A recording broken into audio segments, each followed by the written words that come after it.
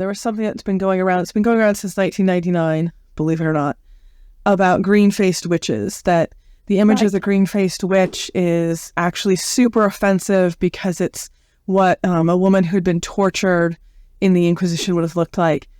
And that's actually not true. It comes from The Wizard of Oz. I was just going to say, I thought that's where it came from.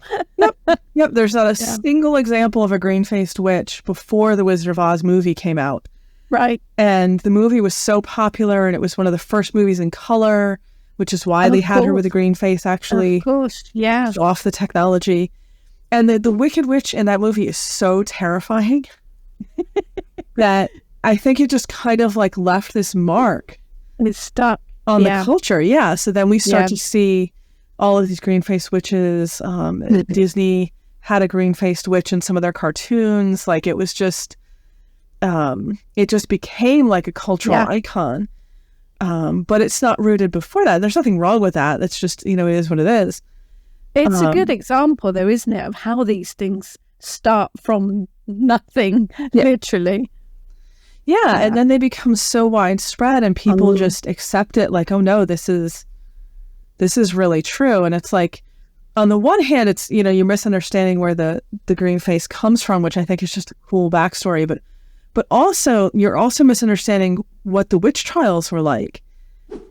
Because we have this idea, I think, a lot of us, that you would get arrested, you would get tortured for like a week, and then you would be executed. And people were in jail for months, sometimes years. It was a long time, yes, yeah. Yeah. And yes, they did use, I don't know if we can keep saying torture, we're going to get in trouble with algorithms, but, that was a thing that was done back then, but not to the degree, I think, that our imaginations and like Hollywood have portrayed it. Like, they weren't trying to kill the person.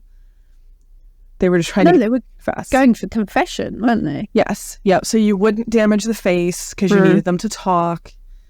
All things like that. And I think, to me, the actual history is so much more interesting.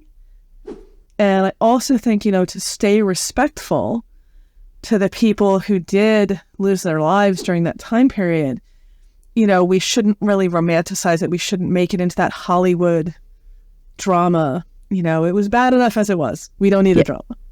We're back to do your homework. Yeah. I mean, that's like my life motto. So yes. I can't help it. It's just, I'm one of those people that I always want to know, like, where is this from? Like, where did we get this? And I know a lot of people think that like older is better and it has to be ancient historic, but modern stuff is cool too. A lot of the stuff we have today, the beliefs and the practices and all of that are things that have come about in the last 100 years, and that doesn't make them less valuable. The Oak and the Holly King, some of the other stuff we got from like Graves' White Goddess, those are still valuable things. There's a huge amount of spirituality that can go with that. It doesn't matter that it came from 1948. It works. It's still good. I think the key is knowing that that's when it came from, isn't it? Yeah.